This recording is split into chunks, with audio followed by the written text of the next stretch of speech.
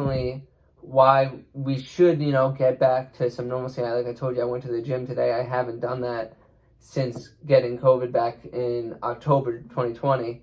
But a lot of people haven't went on vacation. Yeah. A lot of people did early. The I'm not scared of the virusers.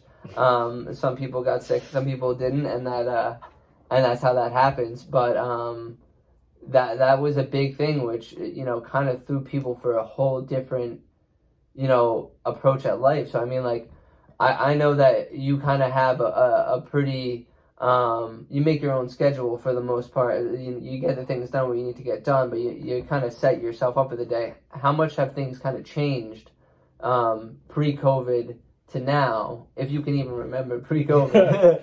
Remember pre-COVID? What is that, like the dinosaurs back in the day? Yeah.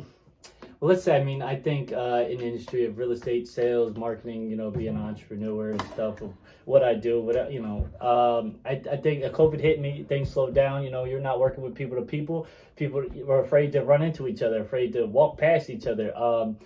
Prior to COVID, I had, a pretty good year of separation of knowing on what I can do. Meaning 2019 was very good for me as far as building up my career and knowing what I can do.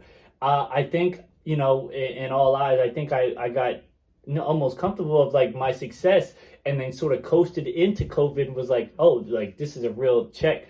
I'm sure a lot of businesses, industries, restaurants, things have failed. So now that I've got through that storm and know, hey, the realization of when you're not producing or you're not on a regular schedule and you're not going to the gym, you're not working the way you should be, it could catch up. But yeah, I mean, big transition on 2 years, and I think you got to be in it to win it. I think that's half of the game. Yeah, absolutely, and that was the mindset that my boss and mentor, him and his father have both been mentors to me growing up, and that was their whole thing, is that like we're gonna do what we need to do to be safe, but we have to be able to produce, and especially people are home all quarantined, scared to go outside, but they love to hang out in their backyard and get things done and whatnot. So we had to just put the pedal to the metal and keep up with the demand. And there were safety regulations and hurdles to get over. And luckily, we got all of our, proper PPE equipment, everything sent in right away, and had everything we needed to keep us working.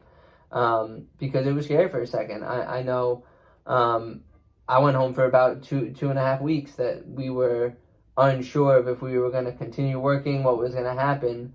And then the state was like, no, you guys need to keep working. And we did, and we went on to the overburners, but that's what you got to do sometimes. And I was growing into my position. I kind of started at my job 9 months before COVID, I guess, 10 months before COVID. So I was still growing into the role. And then it was just like, getting used to things. And then it was like, okay, new thing on my plate, new responsibility, getting used to it. And that's just like the normal things of a job.